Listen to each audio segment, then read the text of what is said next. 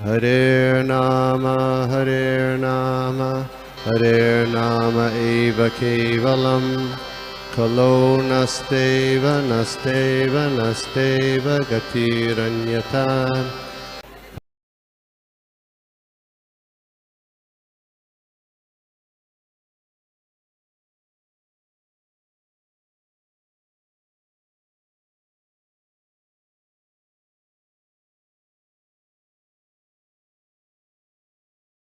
श्री कृष्ण प्रभु जी, माता जी सभी के चरणों में मेरा दंडवत प्रणाम।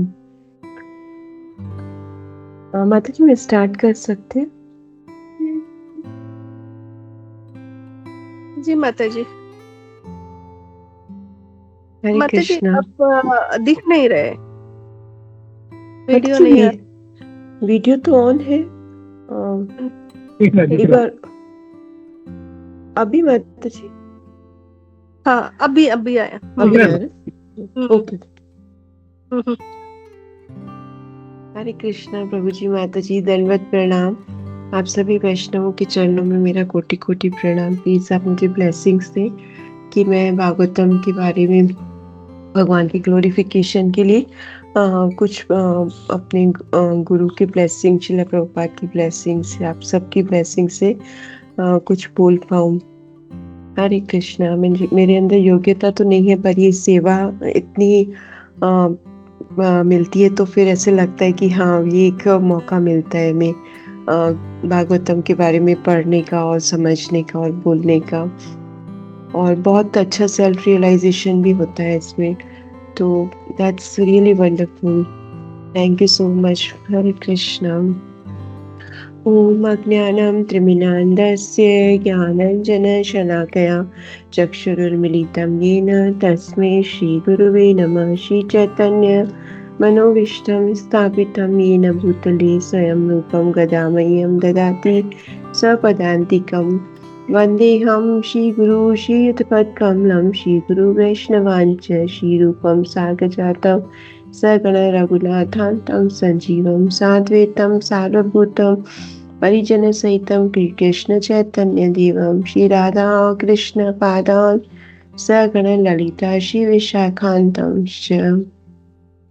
हे कृष्णा करुणा सिंधु दीनबंधु जगतपते गोपेश गोपिका कांतं राधा कांतं नमस्तुते। तप्त कांचन गौरांगी राधे वृंदावनेश्वरी वृषभानुसुते देवी प्रणमामि हरिप्रिये। वाञ्छाकल्पतरुभ्यश्च कृपा सिन्धुभ्यैव च पतितानां पावनेभ्यो वैष्णवेभ्यो नमो नमः। जय श्री कृष्ण चैतन्य प्रभु नित्यानंद श्री अद्वैत गदाधर श्रीवासादि गौर भक्त वृंद। हरे कृष्णा कृष्णा कृष्णा हरे हरे, हरे राम राम राम हरे हरे। नमो विष्णुपादाय कृष्णा पृष्ठाय भूतले श्रीमते भक्ति वेदांत स्वामी इति नामने। नमस्ते सरस्वती देवी गौरवाणी प्रचारिणे निर्विशेष शून्यवादी पाश्चात्य देश तारिणी। जय श्री कृष्ण चैतन्य प्रभु नित्यानंद श्री अद्वैत गदाधर श्रीवासादि गौर भक्त वृंद। हरे कृष्णा कृष्णा कृष्णा हरे हरे, हरे राम राम राम हरे हरे। ओम नमो भगवते वासुदेवाय। ओम नमो भगवते वासुदेवाय। ओम नमो भगवते वासुदेवाय। नारायणं नमस्कृत्यं नरं चैव नरोत्तमं देवीं सरस्वतीं व्यास ततो जयमुदीरये। नष्टप्रायेषु भद्रेषु नित्यं भागवत सेवया भगवती उत्तम श्लोके भक्तिर्भक्ति नष्टकी। हरे कृष्णा। आज हम श्रीमद् भागवतम के 3rd कैंटो के चैप्टर 5 ईश्वर के साम्राज्य का वर्णन, उसके श्लोक का नंबर 18 को पढ़ेंगे। पराव्रत अन्य भूत सारस चक्रवातः दात्युः हंस शुक्रतिमिर्बहिराम्यः। बोला हलो विरमते चिरमात्रमुच्चे भृंगाधिपेक हरि कथामिय गायन में। बहुत सुंदर श्लोका है जिसमें बोला गया है कि जब वौरों का राजा भगवान श्री कृष्ण की महिमा का गायन करते हुए ऊंचे स्वर में गुनगुनाता है तो कबूतर, कोयल, सरस, चक्रवात, हंस, तोता, तितर तथा मोर और का शोर अस्थायी रूप से बंद पड़ जाता है। ऐसे दिव्य पक्षी केवल भगवान की महिमा सुनने हेतु अपना गाना बंद कर देते हैं। तो ये श्लोक में जो ये पक्षियों का वर्णन किया गया है, इस चैप्टर में भगवान के साम्राज्य का वर्णन किया गया है कि वैकुंठ लोक जो है वो कैसा है और वहां पर जो रहने वाले विभिन्न पक्षी, वृक्ष और सारा जो है साम्राज्य वो किस तरह से इस भौतिक संसार से डिफरेंट है। तो हम देखते हैं कि ये जो वहां पर जो बहुत सुंदर ये बर्ड्स हैं, जो इन सब बर्ड्स का नाम दिया गया है श्लोका में, और प्रभुपाद भी हमें समझाते हैं कि जो कबूतर, कोयल, सारस, चातक, हंस, शुक्र, तीतर, ये सब बहुत सुंदर वाणी में और ये ट्रांसेंडेंटल वैकुंठ के बर्ड्स हैं। तो ये दिखने में भी बहुत ही सुंदर लग रहे थे और ये सब भगवान क्या अपना गाना गा रहे थे, भगवान की महिमा कर रहे। और उस समय जब ये बौरा जो है वो है जब गाने लगता है, बौरे का आवाज जो है वो इतना ज्यादा मधुर नहीं होता है, वो गुन गुन गुन ऐसे करके गाता है तो उसका इतना मधुर नहीं होता है, लेकिन हम लोग कितना उससे जैसे वो सुनते हैं कि बौरा जो है वो अपना एफर्ट डाल रहा है भगवान की महिमा का गान करने के लिए, तो वे लोग सब चुप हो जाते हैं, अपनी सिंगिंग को पॉज कर देते हैं। तो ये यहाँ पर इस श्लोक में ना वैकुंठ की योग्यताएं बताई गई कि एक तो योग्यता, इसमें कुछ 3-4 पॉइंट्स जो मैंने लेक्चर सुन के लिखा है कि एक तो डिफरेंस क्या है इस आध्यात्मिक जगत में और भौतिक जगत में। फिर पॉइंट आता है कि हमारे अंदर क्या योग्यताएं होनी चाहिए, क्योंकि हमें भी यहाँ पर तो स्थायी रूप से रहना नहीं है, तो हमें वो क्या योग्यताएं चाहिए और उन्हें पाने के लिए हमें क्या किस तरह से हमें अपने आप को वहाँ जाने के लिए क्वालिफाइड करना है। अदरवाइज वही पुनरावृत्ति जननम पुनरावृत्ति मरणम, मतलब इसी बार बार जन्म मरण के सर्कल में ही चलते रहेंगे। तो यहाँ पर आध्यात्मिक जगत और भौतिक जगत के अंदर हम एक भेद देखते हैं, और जब तक हमारे पास वो इंटेलिजेंस नहीं है इस भौतिक जगत में रहते हुए, तब तक हमें जो मालूम नहीं चलता है कि, और इंटेलिजेंस भी कैसे, जब तक हमारे ऊपर वैष्णवों की, हमारे गुरु आचार्य की कृपा नहीं होती है। हम यहाँ पर हम वो मटेरियल एजुकेशन की बात नहीं कर रहे हैं कि नॉलेज होना चाहिए, यहाँ पर हम जो इस हमारी जो नॉलेज जिसके थ्रू हम इस जन्म मरण के चक्कर से छूट जाएंगे, कि हम हमारे जहाँ से आए हैं हम अपने कृष्ण के पास, Golok Vrindavan, Golok Vaikuntha, go back to border, जो हमें शिला प्रभुपाद बोलते हैं। तो वहाँ जाने के लिए जब तक हम यहाँ पर अपने आप को प्रिपेयर नहीं करते, मतलब वो नॉलेज की बात हो रही कि वो नॉलेज कि आखिर मैं हूँ कौन, मैं कहाँ से आया हूँ, आखिर मेरा अस्तित्व क्या है। और ये जो मुझे बाहर जैसे हम देखते हैं कि हमारा जो हम यहाँ पर हमने जन्म लिया है और जन्म से मृत्यु के बीच का जो टाइम पीरियड है, उस बीच में हम हमारे पास एक प्रकृति को देखते हैं, फिर हम हमारे कर्मास को देखते हैं, फिर एक और जो टाइम फैक्टर है जो भगवद गीता के 5 इम्पोर्टेंट पॉइंट्स हैं।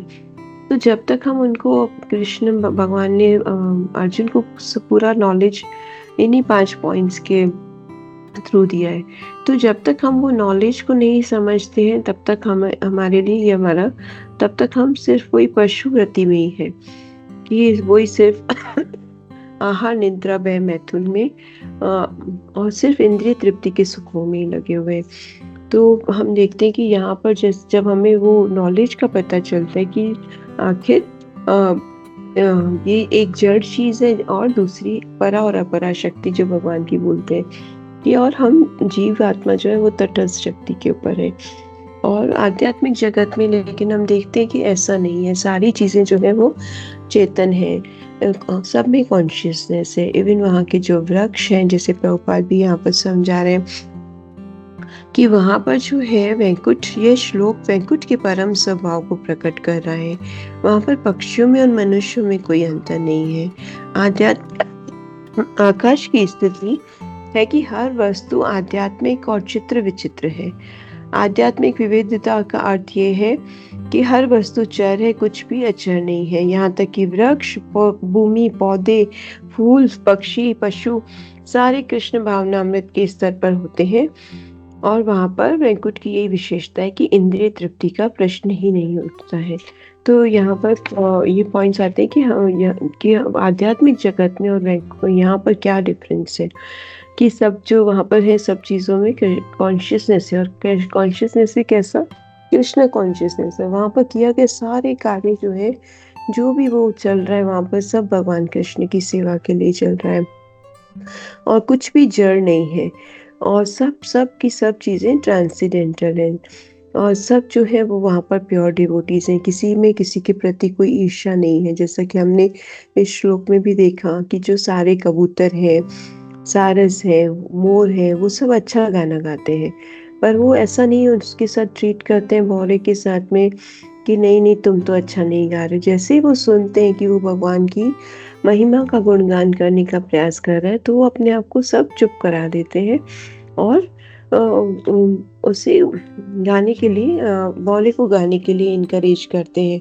तो ये यहाँ पे हमें एक ये लेसन मिलता है कि किस तरह से अगर हमें भी अपना एनवियस नेचर जो है उसे छोड़ के और अगर हमें भगवान की भक्ति करनी है, हमें भगवान के पास वापस जाना है, तो हमें एनवियस नेचर छोड़ के और हमें सबको रिस्पेक्ट देना चाहिए कि उसे हम जैसे भौरे को इनकरेज कर रहे हैं, तो उसी तरह से हमें भी अपना एनवियस नेचर छोड़ के और उसे इनकरेज करना चाहिए।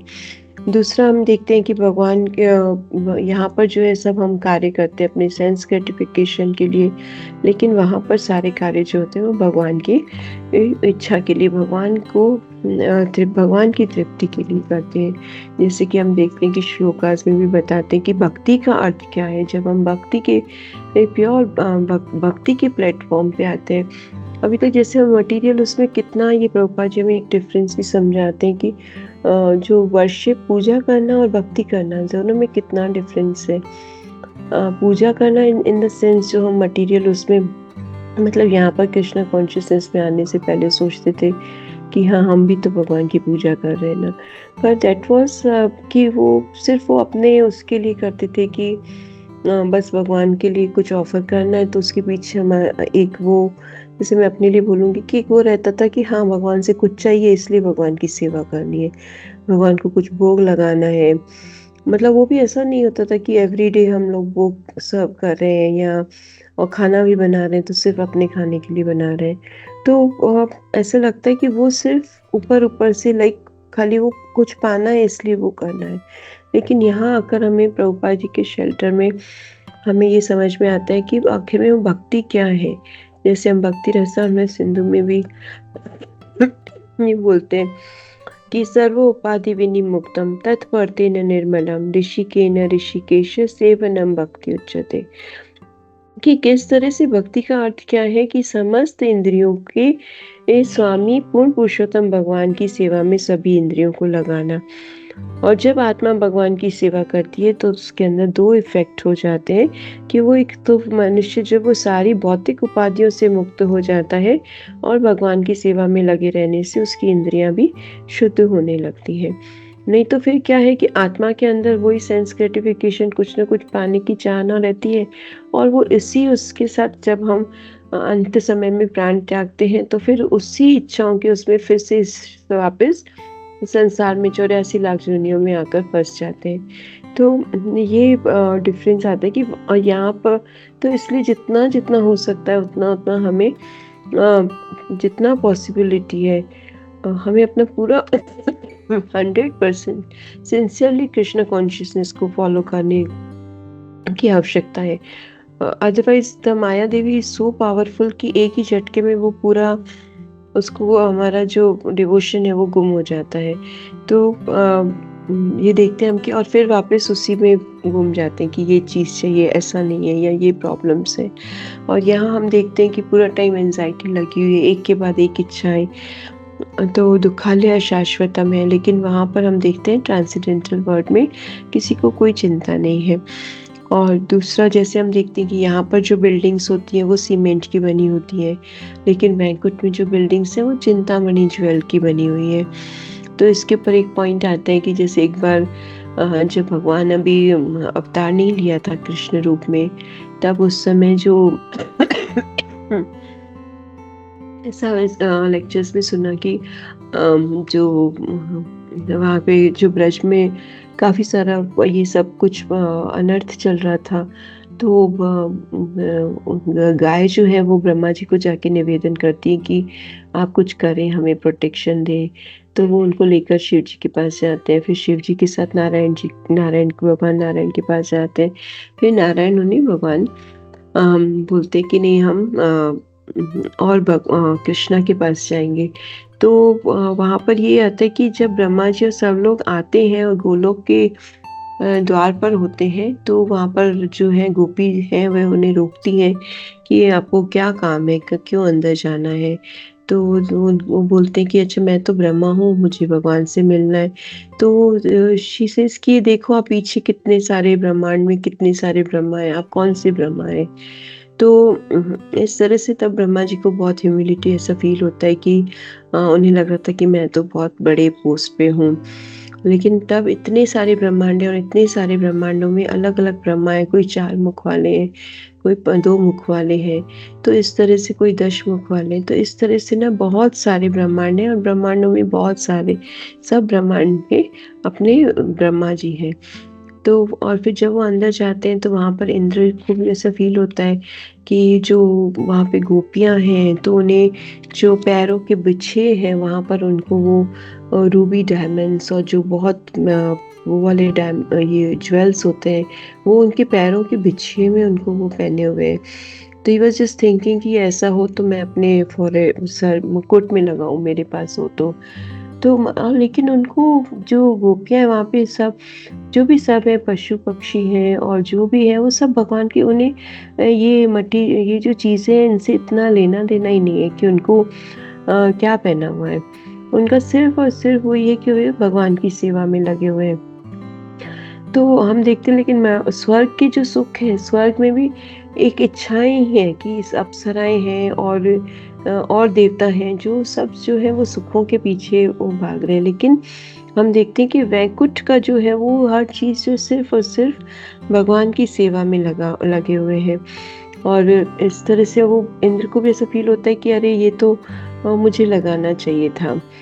तो गोलोक में जो है वो उन्हें कोई चीज़ से इतना वो नहीं कि हमने क्या इतना पहन के रखा हुआ है। इवन हम देखते हैं कि वहाँ पर कोई इलेक्ट्रिसिटी की जरूरत, क्योंकि वहाँ पर भगवान की ही जो है का ही इतना वो प्रकाश रहता है कि वहाँ पर कोई इलेक्ट्रिसिटी किसी उस चीज़ की ज़रूरत नहीं होती है। और दूसरा वहाँ पर वो अपनी सेवाएं भी चेंज कर सकते हैं।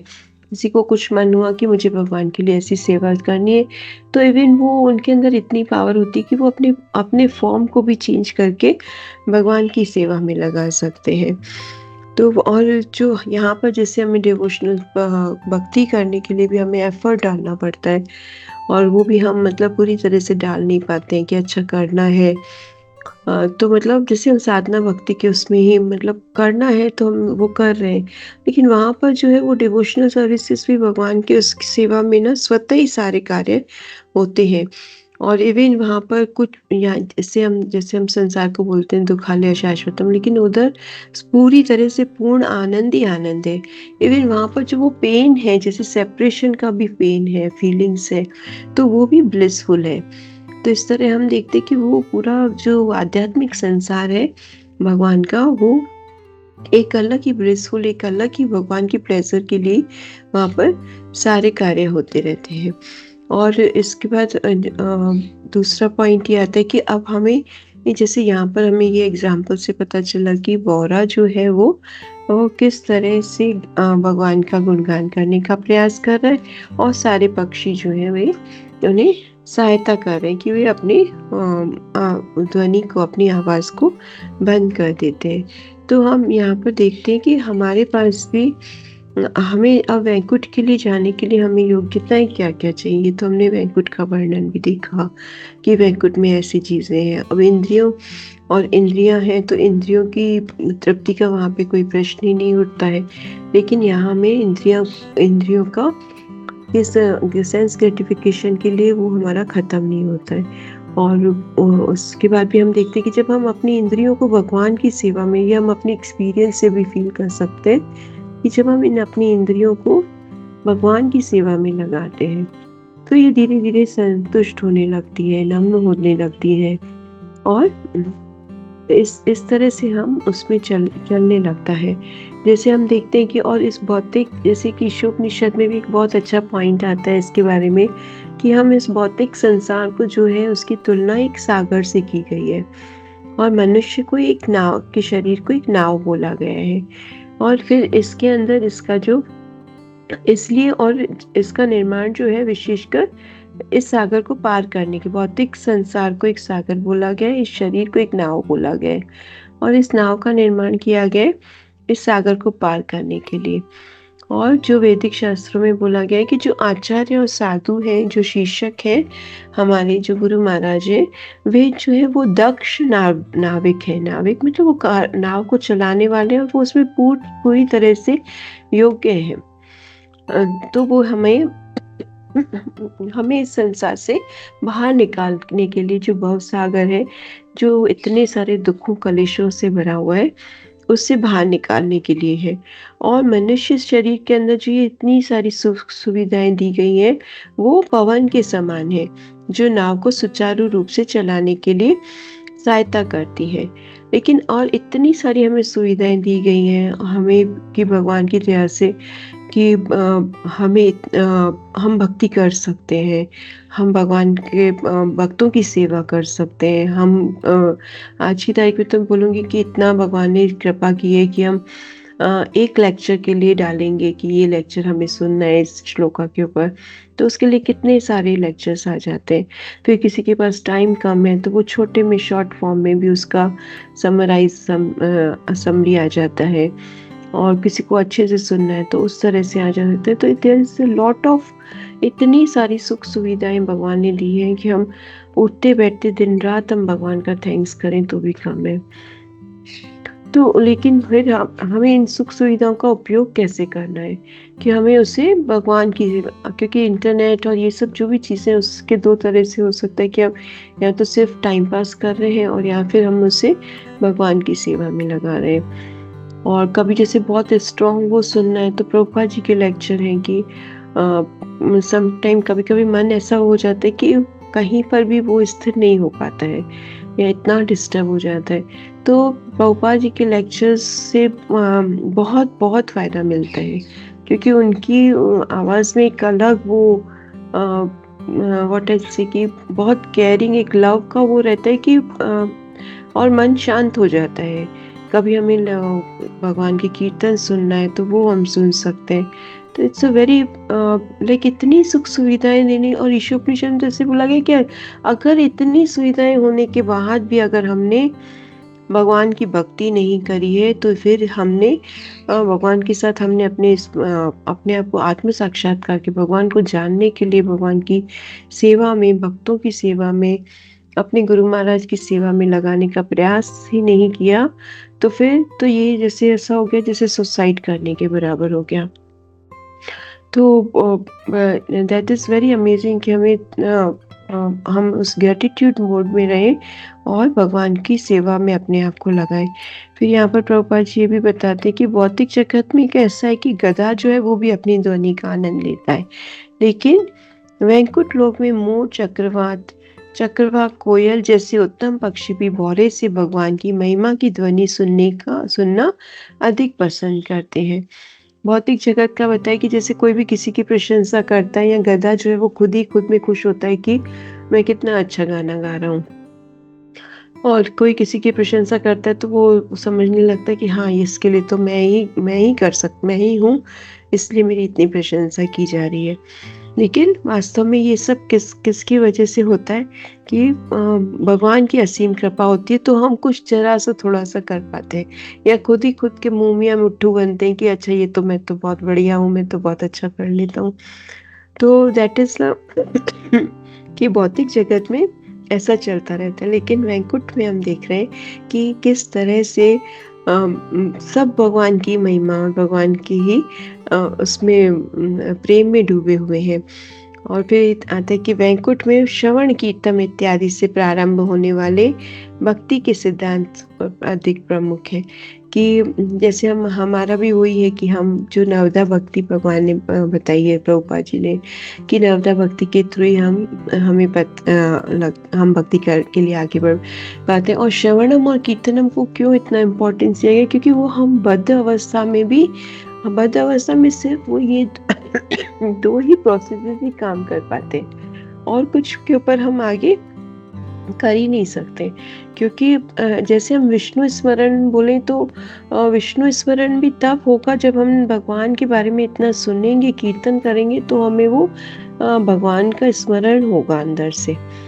इसलिए इन दो पॉइंट्स को, श्रवणम और कीर्तनम को बहुत, और ये हम जैसे हम काम कर रहे हैं, घर की सेवा कर रहे हैं या भगवान के लिए भोग बना रहे हैं, तो उस टाइम भी अगर हम कीर्तन सुनते हुए भगवान की सेवा कर रहे हैं तो उसका बहुत इफ़ेक्ट पड़ता है। इवन हम लोग वी कैन फील इट कि पहले और अभी के कंपैरिजन में हमारे अंदर भी, हमारे नेचर में, हर चीज़ में कितना फ़र्क आ जाता है। और दूसरा एक अच्छा खुशी भी फील होती है, नहीं तो फिर जैसे वो कंटिन्यूस मन चलता रहता है कि अच्छा अभी ऐसा नहीं हुआ, अभी ये नहीं हुआ, या पहले ऐसा हुआ करता था, अब ऐसा नहीं हो रहा है, अब आगे कैसे, मतलब पास्ट और फ्यूचर के ही बीच में फंसे रह जाते हैं। तो जितना हो सके हम, और इट वाज सो अमेजिंग कि अभी जैसे वृंदावन में सच्चिदानंद महाराज का एक लास्ट डे पे कीर्तन था और उन्होंने एक मेडिटेशन कराया। तो वो ही वाज सेइंग कि मतलब प्रभुपाद जी से एक बार उन्होंने, एक भक्त ने पूछा कि हमें ये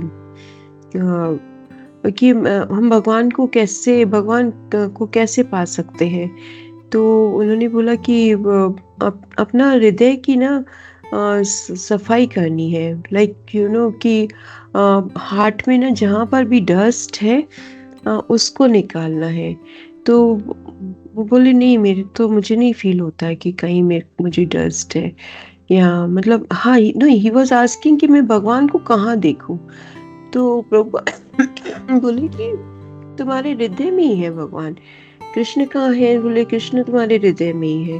बोले नहीं, मैं देख नहीं पा रहा हूँ भगवान को, बार बार मतलब उसी तो प्रभुपाद जी उन्हें बोले कि नहीं, उधर क्योंकि वहां पे एक कॉर्नर में ना डस्ट है, इसलिए वो तुम देख नहीं पा रहे हो। तो वो जो एक डस्ट है हार्ट में, जो ये हमारी इम्प्योरिटीज है, काम क्रोध लोभ मोह अहंकार की वजह से, तो इसलिए हम वो भगवान हमारे अंदर हार्ट में होते हुए भी हम उन्हें देख नहीं पाते हैं। और ये इम्प्योरिटीज हमारी कैसे जाती हैं? जैसे जैसे हम भगवान का कीर्तन करते हैं, श्रवणम करते हैं, हरि नाम का प्योरिटी के साथ, अटेंशन के साथ, हरे कृष्णा कृष्णा कृष्णा हरे हरे, हरे राम राम राम हरे हरे। जब हम हरि नाम का इतना दिल से जप करते हैं, भक्तों की सेवा करते हैं, गुरु महाराज की सेवा करते हैं, और अर्च विग्रहों की सेवा करते हैं, जो 5 इम्पोर्टेंट भक्ति के प्रमुख अंग बताते हैं, जब हम उनके वो फॉलो करने लगते हैं, और मेन इम्पॉर्टेंट थिंग कि हम भगवान से प्रार्थना करते हैं सिंसियरिटी के साथ, कि और ये रियलाइज करना भी आई थिंक वेरी इम्पोर्टेंट कि हम बहुत जन्मों से भटक रहे हैं। हम अपनी इंद्रिय तृप्ति के लिए भी कितने साधन, कितना हमने नहीं किया होगा कि अब मैं खुश हो जाऊं, मेरे फैमिली मेंबर खुश हो जाएं, मुझे वो अवार्ड दें, मेरे साथ खुश रहे या मेरी प्रशंसा करें, पर वो सब हमें मिलता नहीं है। और आफ्टर ऑल मतलब हाँ, वो एक चाहना रखता, या मिलता भी है तो मच वंस मोर, कि फिर और चीज़ की इच्छा हो जाती है कि अच्छा अभी तो इतना ही रिस्पेक्ट मिला ना, अभी तो मुझे और मिलना चाहिए था, या अभी तो इतना ही मुझे मिला ना। तो वो उसकी इच्छाएं जो है वो खत्म ही नहीं होती हैं। तो वो भी कब संतुष्ट होंगी, जब हम ऋषि के न ऋषिकेश, जब हम भगवान की नित्य सेवा करेंगे। और हाँ, भागवतम जो भगवान का ग्लोरिफिकेशन है, जितना जितना ग्लोरिफिकेशन करते जाएंगे उतना उतना हमें फील होता है, हरि नाम जप करेंगे उतना उतना हमें वो फील होता है कि हाँ, कोई तो है मेरा, कृष्ण तो है मेरे, मेरे गुरु महाराज तो है मेरे। तो मतलब कितनी बार वो क्रिटिसिज्म भी देखने में आता है, हमें अपने जो मटेरियल लाइफ है वो दोनों चीजें दिखाती है, कहीं हमें क्रिटिसिज्म मिलता है, कहीं हमें प्रशंसा भी मिलती है।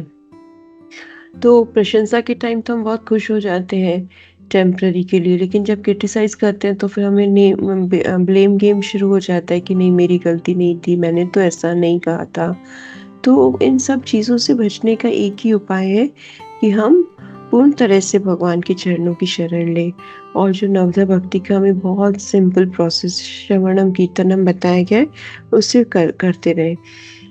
और बिकॉज वही एक कृष्णा भावना अमृत ही हमें एक आनंद दे सकता है, और वही एक हमारा सहारा है जिसके सहारे हम जी सकते हैं। जैसे कि अभी नाव का भी example, I love this example, कि जो हमारे आचार्य हैं, जो हमारे गुरु महाराज हैं, वो हमें हमेशा प्रोत्साहन, हम इतने योग्य भी नहीं हैं कि वो हमें शिष्य के रूप में स्वीकार करें, लेकिन फिर भी वो हमें एक्सेप्ट करते हैं।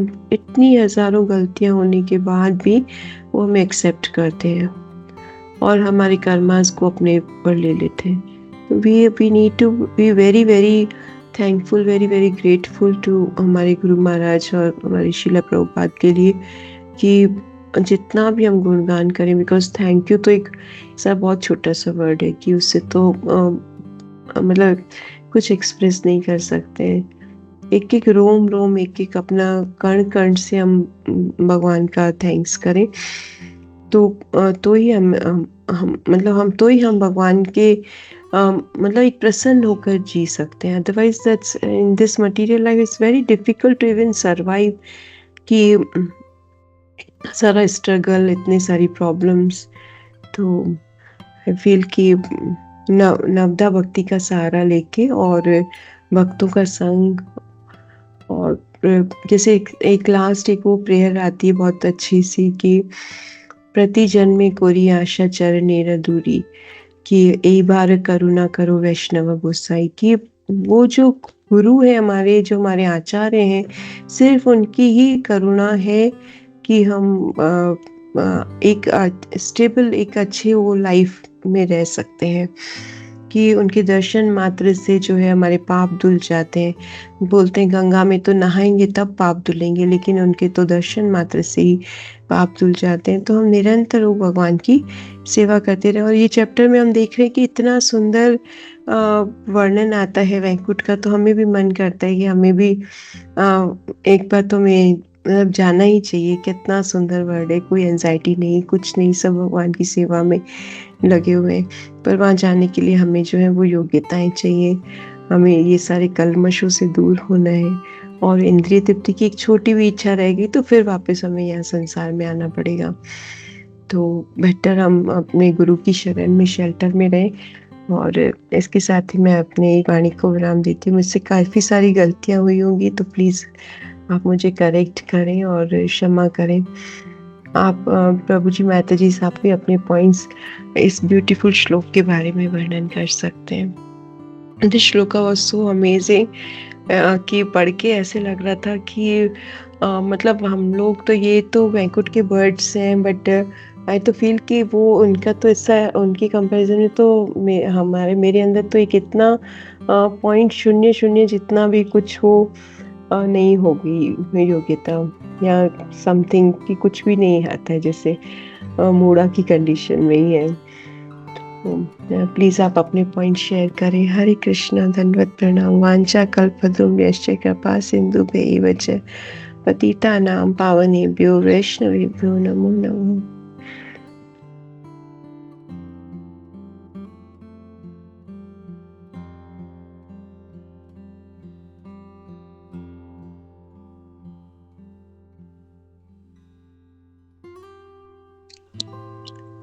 हरे कृष्णा। गुरुप्रिया माता जी, आपकी चरणों में दंडवत प्रणाम। सभी भक्तों के चरणों में दंडवत प्रणाम। माता जी बहुत सुंदर अब एक्सप्लेन किए है। ये जो श्लोक ही बहुत सुंदर है। ये चैप्टर भगवत धाम का वर्णन बहुत सुंदर है।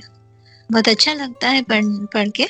और माता जी आप जैसे इतना सुंदर बताए, सब एग्जाम्पल्स दे के, ये जो एग्जाम्पल आप दिए जो वो नाव का, और ये हमारा संसार जो सागर के साथ कंपैरिजन, शरीर एक नाव है और गुरु हमारा आचार्य है और दक्ष नाविक है, जो हमें वो सागर भव सागर पार गुरु ही कर सकते हैं। हमारा बहुत सारा प्रॉब्लम्स के बावजूद हमें हमारे बहुत ही काम क्रोध लोभ मोह ये सभी हम भक्ति करते हैं, ठीक है, लेकिन ये मेरा बात है माता जी। तो गुरु हमारा ये सब कुछ लेते हुए भी हमें अपना शिष्य बना लेते हैं हमारा सब कमियों के साथ, और हमें कृपा करते हैं। तो और फिर अपने जो ये इतना सुंदर ये जो वैकुंठ धाम के बारे में बताए, स्वर्ग लोक में जो है, जो देवता सभी सुख के पीछे भागते हैं, लेकिन गोलोक में ऐसा नहीं है।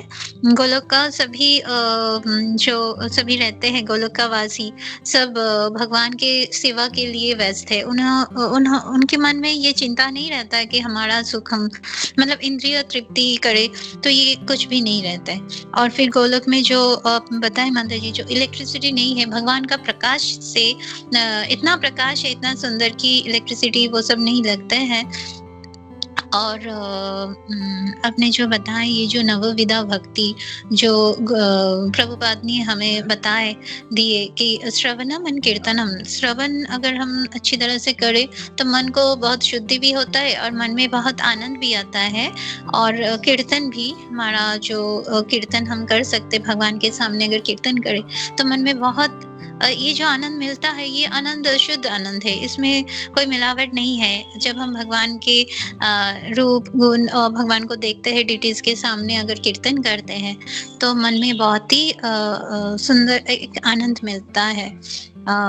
और फिर अपने जो ये बताए कि इंटरनेट के बारे में माता जी बताए, इंटरनेट बहुत ही सुविधा हमें भक्ति के लिए बहुत ही सुविधा है, क्योंकि इंटरनेट में हम बहुत कुछ देख सकते हैं। जो भी कोई श्लोका हम देते हैं तो उसका डिटेल्स आता है, कई सारे भक्त मिलता है हमें मतलब लेक्चर्स सुनने को। और प्रभुपाद के स्पेशली प्रभुपाद का भी लेक्चर्स अपने जो बताया, ये सच माता जी कि कभी कभी हमारा मन अगर बहुत विचलित हो जाता है तो हम कभी अगर प्रभुपाद का कोई प्रवचन लेक्चर सुन लेते हैं तो मन में थोड़ा शांति मिलता है और हमें ऐसा लगता है कि हाँ प्रभुपाद है, हमारा गुरु है, हमें हमेशा इस कोई स्थिति से उभार लेंगे। और फिर गुरु की कृपा से हमारा भक्ति भी कृपा होता है तो भक्ति भी अच्छी तरह से चलता है, नहीं तो हमारा बहुत ही मुश्किल हो जाता है। क्योंकि जो मटेरियल लोग हैं उनके लिए तो भक्ति में आना बहुत ही मुश्किल है, लेकिन जो गुरु की कृपा पाते हैं, जो कृष्ण कॉन्शियसनेस कृष्ण कॉन्शियस इसमें आते हैं या इस्कॉन में जुड़ जाते हैं, उनके लिए लाइफ बहुत ही सुंदर हो जाता है। हरे कृष्ण माता जी, दंडवत प्रणाम। सभी भक्तों के चरणों में दंडवत प्रणाम। हरे कृष्ण। हरे कृष्णा माता जी, दंडवत प्रणाम।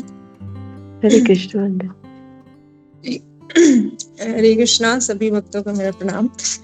थैंक यू फॉर क्लास माता जी। माता जी आपके क्लास से कुछ पॉइंट्स शेयर करना चाहेंगे। माता जी आपने बताया ना कि हमारे अंदर का इम्प्यूरिटीज जो है, हमें ये जो हमारे भगवान के प्रति आस्था और जो है ना वो बढ़ने में हमें जिस बाधा होता है, तो ये भी जो कि 9 विधा भक्ति के द्वारा हमें, जैसे कि श्रवणम और कीर्तन के द्वारा हम अपने जो ये इम्प्यूरिटीज है, हमारे जो अशुद्धि है, उसको हम लोग ये कर सकते हैं और जो कि भक्ति में आगे बढ़ने में हेल्प करेगा।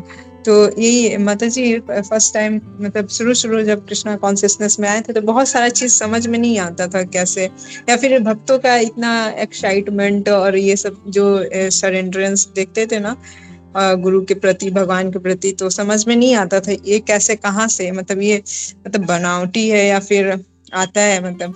लेकिन जैसे जैसे प्रैक्टिस करने के बाद थोड़ा शुद्धि, थोड़ा पॉइंट समथिंग होने के बाद कुछ ऐसे बात समझ में आ गए कि हाँ मतलब ये जो भगवान के जो भी धाम है, लीला है, ये सब मतलब इटर्नल है। और ये जो गुरु है, गुरु का भी पोजीशन थोड़ा बहुत तो समझ में आता है माता जी, लेकिन इतना शुद्धि नहीं हुआ है कि और कि पूरा समझ में आए। लेकिन प्रे करते हैं वैष्णव से, गुरु महाराज से कि हो ये भी प्रोसेस। और माता जी आपने ये भी बताया ना कि कैसे एक प्योर भक्त का जो दर्शन होता है, संग होता है, कितना हमारे लिए इम्पोर्टेंट होता है। वो जो लव मात्र साधु संग सर्व सिद्धि हो, ऐसा बताया गया है। तो ये जो चीज है हमें हमेशा कोशिश करना चाहिए, जो भक्त हैं, जो भक्तगण हैं, उनका एसोसिएशन ले तो शायद हमें भक्ति में और जल्दी बढ़ने में मदद मिलेगी। थैंक यू माता जी for class. Hare Krishna. Thank you माता जी। हरे कृष्णा।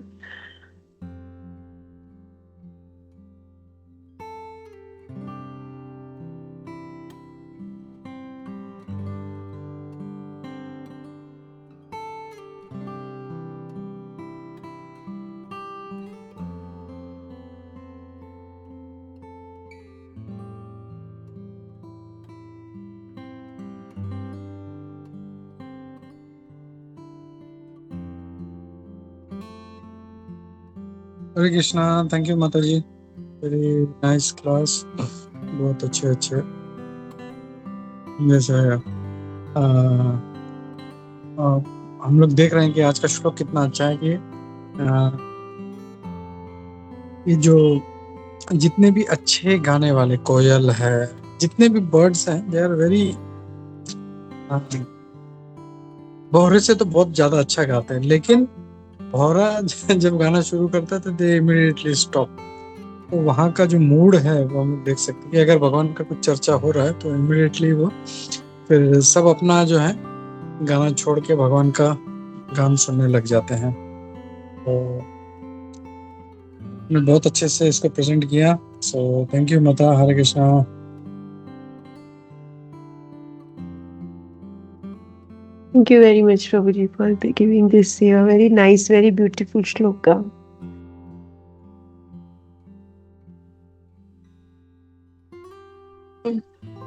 हरे कृष्णा माता जी, धन्यवाद प्रणाम।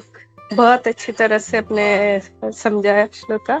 और ये जो था कि इतने सारे मधुर गान करने वाले जो पक्षी है, वो जब भौरा भगवान की स्तुति करने लगता है तब स्तब्ध हो जाते हैं, चुप रह जाते हैं, अपना गाना रुकाते हैं और भौरा जो है भगवान का गान कर रहा है वो सुनते हैं।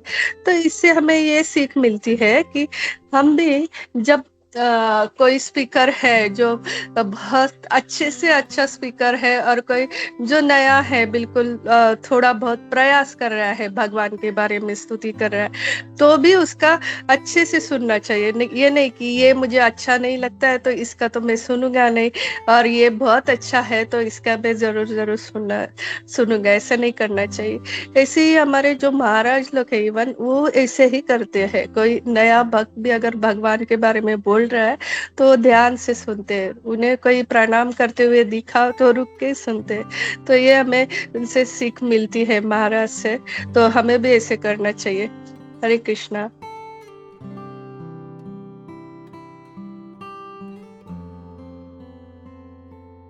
हरे कृष्णा माता जी। हाँ माता जी, वो हम लोग गुरु महाराज के बारे में मतलब ऐसे लगता है कि जब हम प्रणाम भी करते हैं तो वो रुक जाते हैं, और जब तक उठे नहीं तब तक वो रुके रहते हैं। तो दिस इज सो वंडरफुल कि आपने सही बोला कि ये हमारे गुरु महाराज के से मिलता है एग्जाम्पल कि वो कैसे करते हैं। थैंक यू माता जी। ठीक है, तो हम लोग रुकते हैं। थैंक यू वेरी मच माता जी वंस अगेन। अंतराज श्रीमद् भागवतम की जय, श्रील प्रभुपाद की जय, इस्कॉन गुरु वृंद की जय। हरे कृष्णा। हम लोग